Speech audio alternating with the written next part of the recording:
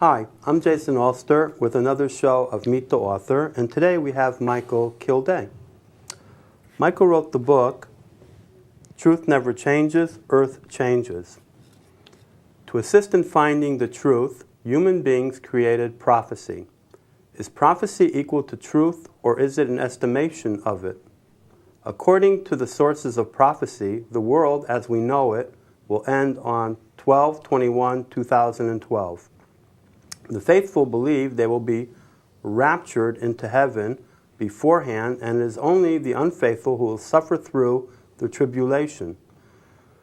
Regardless of belief, will humanity be swept into circumstances it never understands nor controls? Will the events of 2012 happen anyways? Or is that date just a mile marker on the road to the future? Hi, Mike. How are you? Jason, how are you doing? Pretty good. I'm going to read a little bit about what the book is about. Well, actually, I'm going to read a little bit about who you are, okay? Little biography. Michael, and it's very colorful. Michael Kilday is a graduate of Boston University with a Bachelor of Science degree in English education. He worked as a high school English teacher for a short period of time. Michael also worked for years as a newspaper journalist.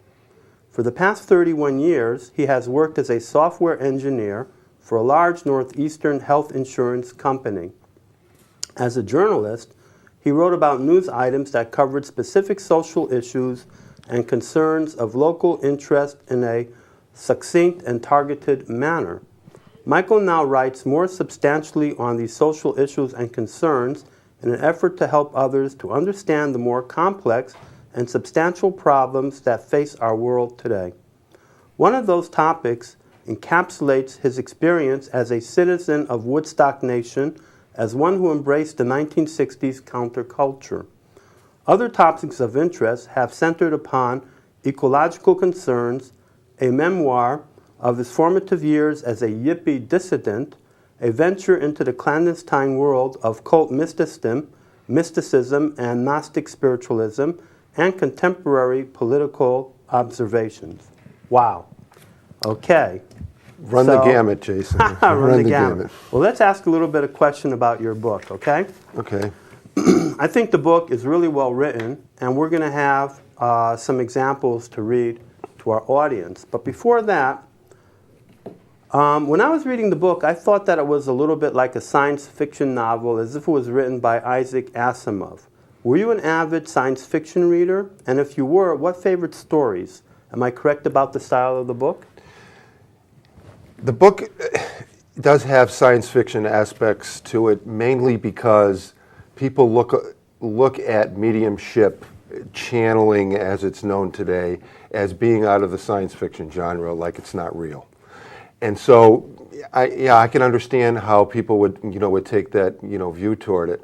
As far as reading science fiction, I've read the Dune trilogies. When I was growing up, one of my favorite books was Stranger in a Strange Land by Robert Heinlein.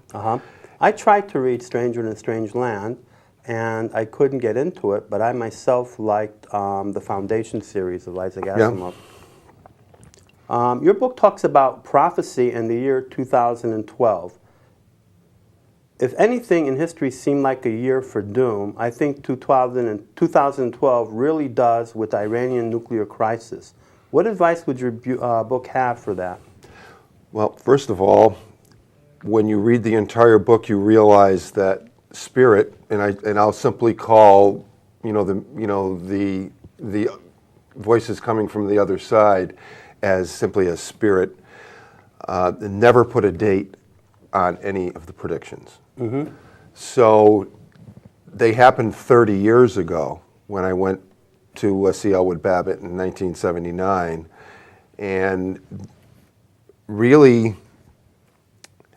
I was expecting to be entertained because I had thought that this was, a form of entertainment, and I left shaken by hearing these dire predictions about earthquakes and volcanic activity and pole shifts and, things of that ilk.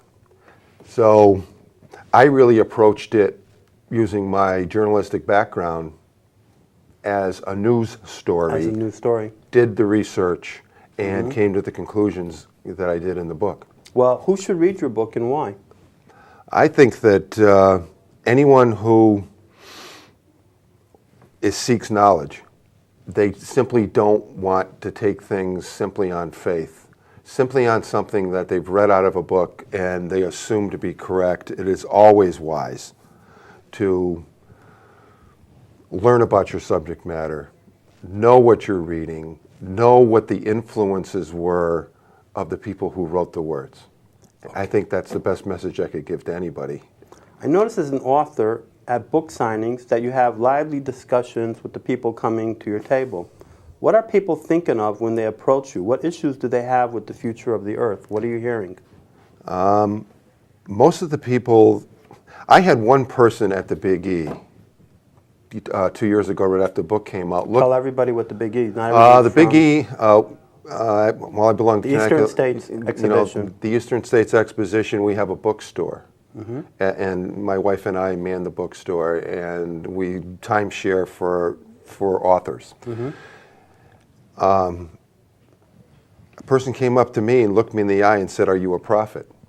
And when I thought about it for a moment, and I said, "No, really, I'm a journalist, because my book doesn't make predictions. I interpret predictions." And try to make common sense out of So them. the book is about prophecies, about not so much you being the prophet, but about people who are prophetic or claim to be prophetic, and you did a journalistic study on this type of this issue, which I thought to be very interesting that someone took that up as a subject to be a journalist about. That was excellent. Well, let me read a review. Looking at Amazon.com, I found this review about your book, and I thought, as an example of a review, it was just amazing. Let me read that to our audience. I am finding this book hard to review. I do not like to pass judgment on other people's beliefs, but on the other hand, when someone takes the time to write all of those beliefs down into a book, I guess it's fair game. While reading the text, I found at times I thought that Mr. Kilday was a nut. Sorry. But at other times, he was very thought-provoking, all in the same sentence. I am a big believer in messages being given to use each day if we only open our eyes to them. But to have someone channel something and then read from the cosmic book of facts is a little too much for me. I think that the book could have been better if it was shorter.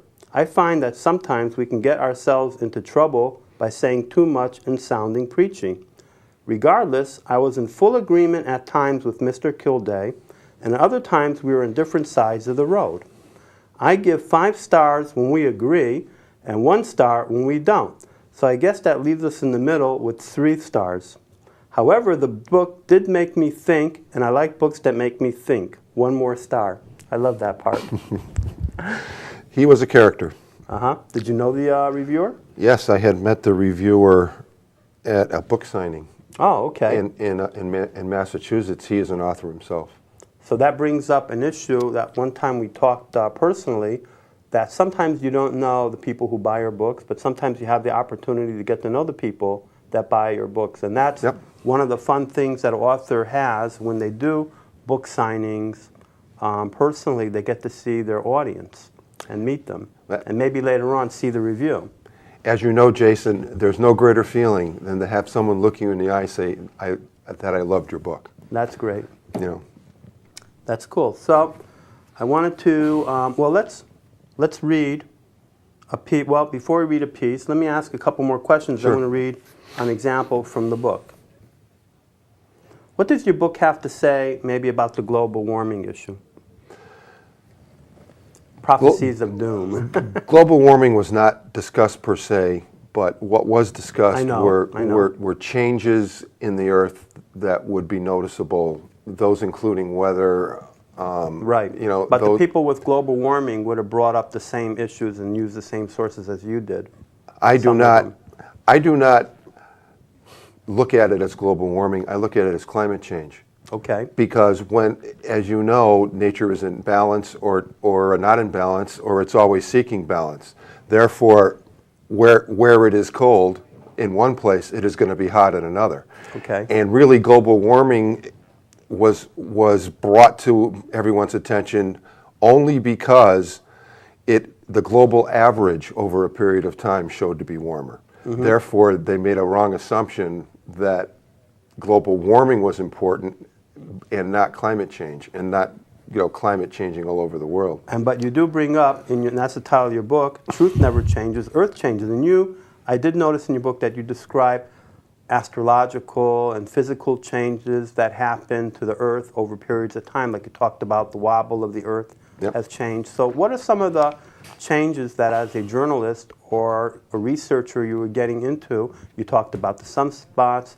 So pick a couple changes and let us hear how they're affecting, what you think they're affecting the Earth, what people are saying they're affecting the Earth. It has been discovered that the magnetic North Pole is now about 500 to 800 miles directly north of Norway. And the geographical North Pole is still in Ellesmere Island, Canada. So the magnetic North Pole has moved? It's been moving at the rate of 35 miles a year. Does it have to to go the along east with the theory that the universe is expanding? Does that go along with that theory? No, it indicates pole shift. It indicates magnetic pole shift, of which there have been 175 recorded by science, in the Earth's history. Well, it goes back? It's going to flip. Oh, okay. It's going to flip. Oh. And because it has to come together. In 1835, magnetic north and geographic north was in the exact same place at Ellesmere Island, Canada, which is just north of Baffin Bay. Since 1835, it's been moving to the east. Scientists are projecting that the magnetic north will end up in northern Siberia. And you can see, judging from... These are projections or prophecies? How would you differentiate them? That's a calculated projection based upon speed, that it's moving. They say it's accelerating and decelerating. And that's a fact. Well, what other changes in the Earth have you discussed in your book? Antarctica, the continent of Antarctica, there's a really strange phenomenon going on there at the present time. If you split Antarctica into 3 sections, being west, east, and central, the eastern part of Antarctica is getting colder. The central part is remaining the same. The western part's getting warmer. And this is all within a few thousand miles, which is really strange that you would have that happening, in that short area of space. And I'd like to hear, you mentioned this is really interesting, about Nostradamus, that's his name, and 9/11. Mention what you found out in your research when 9/11 happened about people who looked up Nostradamus on the internet. Do you remember that? You said in 9/11 there were a lot of, talking about people looking up different prophecies when 9/11 happened. Remember that? There were hits. There were like 1 million hits on Nostradamus prediction. What do you have to say about that and the nature of people and what your book talks about and who your audience is? I have found in my research that, well, first of all, Nostradamus is very cryptic. And the poetry that he wrote in, very difficult to interpret. Easier to interpret after the fact. That's debatable legitimacy, in my opinion. I found that the book of Revelation in the Bible, the prophecies of the Maya and the Hopi Indians were a lot more easier to understand and a lot more relevant than whatever Nostradamus had to say. Okay. Nostradamus, I think, has the ear of the world, let's say, but I think that the Hopi Indians probably were the most correct. Well, everyone heard about the mines, but until I saw that in your book, I didn't know about the Hopi Indians making predictions. Oh, the Hopi Indians had their 8 signs, and Well, tell us a little bit about their predictions. What did they predict? well, they predicted. Well, first of all, you got to understand from their perspective, they were very spiritual people. They loved the earth. We had just taken their land, so they weren't pleasant. They were kind of like downer, kind of a downer attitude, but they predicted things like the Iron Horse, which they described as an iron horse. What is an iron horse then? The railroads. Oh, okay. They said that in the end times, a spider web would cross the land, and which has been interpreted in one way as being a telephone and power lines, but also the internet. So people are interpreting different things that they Well, say it's all a matter of in their own way. interpretation. Uh-huh. They also interpreted that a blue star would appear in the sky just before the great cataclysm occurs, and it's been interpreted that that's a comet. That it would appear blue. It's not really blue, but it's just in appearance. Oh, so comets aren't blue; they just appear blue. Why do they appear blue? Because they're in the sky? Or? I think it's because they're moving away from you. If an object is moving away from you, it appears blue. It's moving toward you, it appears red. Like red shifting and blue shifting. Actually, I didn't know that. Yeah. And that's in the book? Things like that. Well, I don't go into that kind of detail. Things like that are in the book, right? Yeah. So let me read a part, because this is really well written, even for people who might agree or not agree, just to get an example of a really well written prose. The only time I had ever encountered energy levels like she was describing was at the Who concert in the fall of 1969 in Boston. They were performing their celebrated rock opera, Tommy, at the time at venues worldwide. The concert goers all sat cross-legged or otherwise lounged on a concrete floor with a thin layer of tile over it. The 20-foot ceilings made the sound bounce to and fro until you were literally pinned helpless against the floor. I was certifiably deaf for 2 or 3 days afterwards. 2 triple Marshall stacks can do that to you if you are sitting 20 feet away, directly in front of them. If I can handle the noise Who puts out, I think I'll be okay. She chuckled heartily, probably at the thought I would compare a Who performance to one of Elwood's sessions, but I sincerely hope it wasn't as intense as that, vibration-wise. Well, you mentioned a little bit about Elwood. Who exactly is Elwood? Elwood Babbitt. And what is a channeler? A channeler is an individual who has the ability to channel spirit. In this particular case, he would leave his body and spirit would descend into it.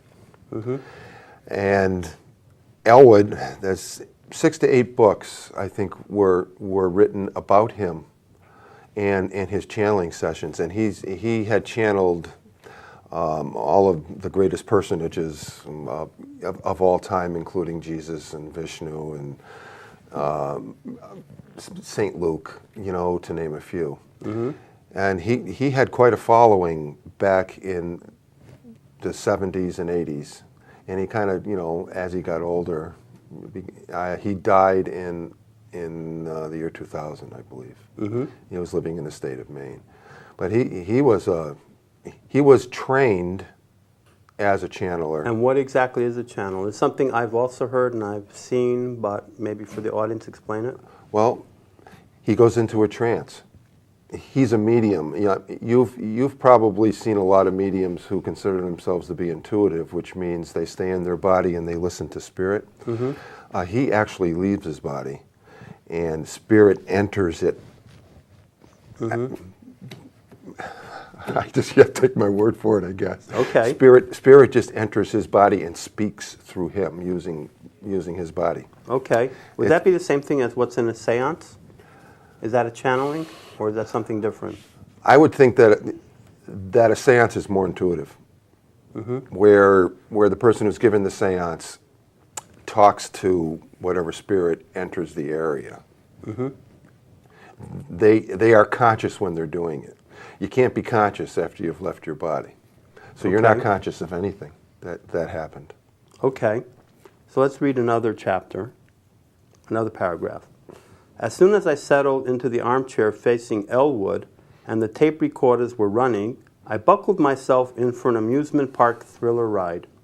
A few minutes after Elwood settled into that meditative pose, the facial contortions began, which signaled his spirit guide, Dr. Fisher, or some other entity was preparing to enter. For what seemed like an eternity, the contortions continued, and at times it appeared his lips pursed to form words, then relaxed.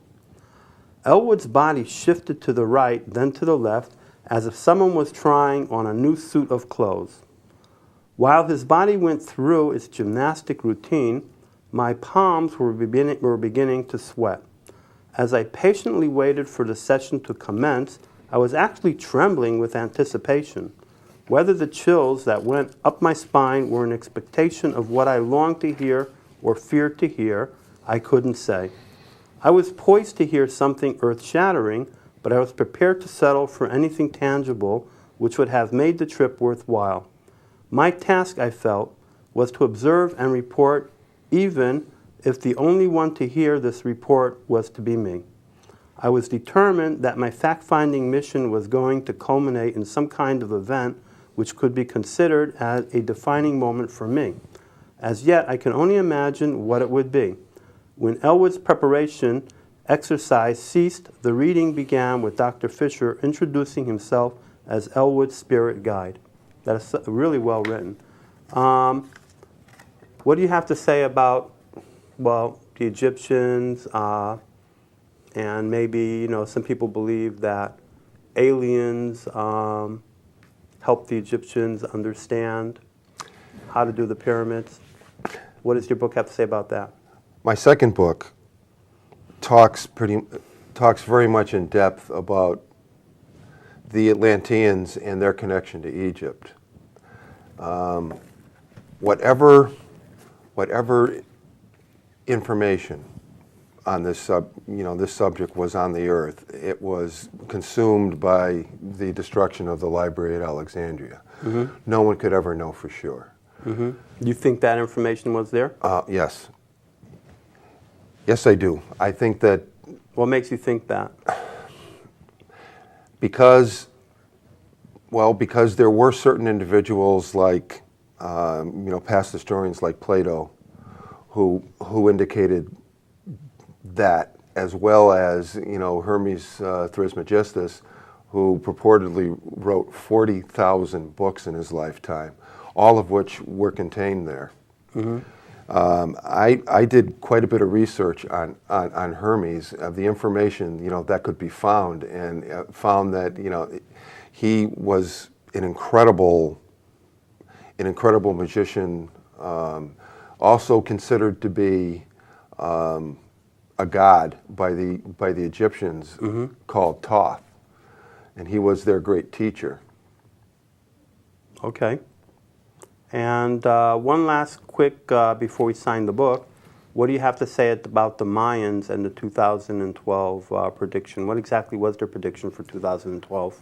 I think that the Mayans were pretty much misunderstood. The Mayan Council itself says that the great cataclysms, the end times, the prophecy and whatever, is a fabrication of Western civilization, I believe was their exact wording. What they claimed was that what it is the beginning of one age, the end of the last age and the beginning of the new one. What they claim would happen is there's going to be a great transformation, both in the earth and in humanity, I think what they're really talking about is more a step up in evolution than the end of everything. Okay. They're talking about a great transformation. A great transformation. And with that, where you're going to transform into an author again and sign a book, as we do for everyone who comes on to meet the author.